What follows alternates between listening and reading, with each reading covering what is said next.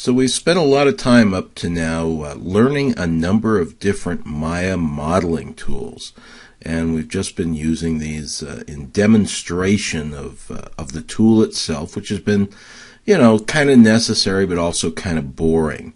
So now we're actually going to start modeling a real object. In modeling, there's a bunch of different strategies, a bunch of different techniques, a bunch of different names for those techniques. But one of the most common names and common techniques is called box modeling. And that comes from the idea that you start with a box, basically a cube, and you just start pushing it and prodding it and moving it and changing it until you get an object that is what you want.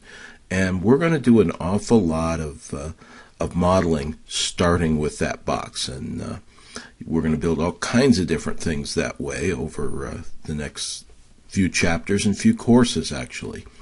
But we're going to start now, and it seems to me an appropriate way to start modeling is to start modeling a box. And the box I have in mind is a pirate treasure chest. One with, it's called a camelback top, and that gets larger coming out from the base in all directions, and very, very sort of picturesque movie game kind of object.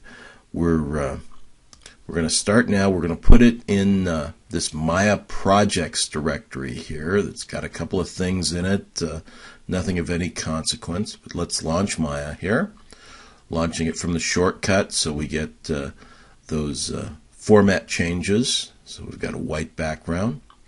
So we'll come into File, and we're going to save our scene right off. And we're going to place it in the desktop Maya Projects folder. And I'm just going to call this Treasure. So there it is, Save As. Get our student version, little warning, and now we're ready to go.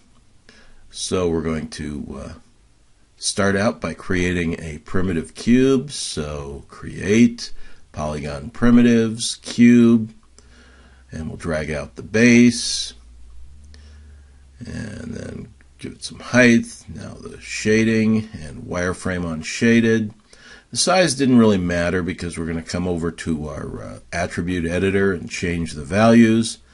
Change the translate to 0 to 0. And of course these are all in your book, so no need to be taking notes here. And then we're going to go to the third tab and change our width, height, and depth. And again, it's in your book, but we're going to do 5, 4, and 8. We're going to leave the subdivisions at 1 because we're going to do that using our new friends, the Insert and Offset Edge Loop tool. But we're not going to do that right away. Let's switch to Face and click on the top face. We want this treasure chest to kind of get bigger as it goes up towards the top. So we're going to choose the Scale tool. The R is the shortcut key. Let's zoom in a little bit, grab the cube in the center, and just make it bigger.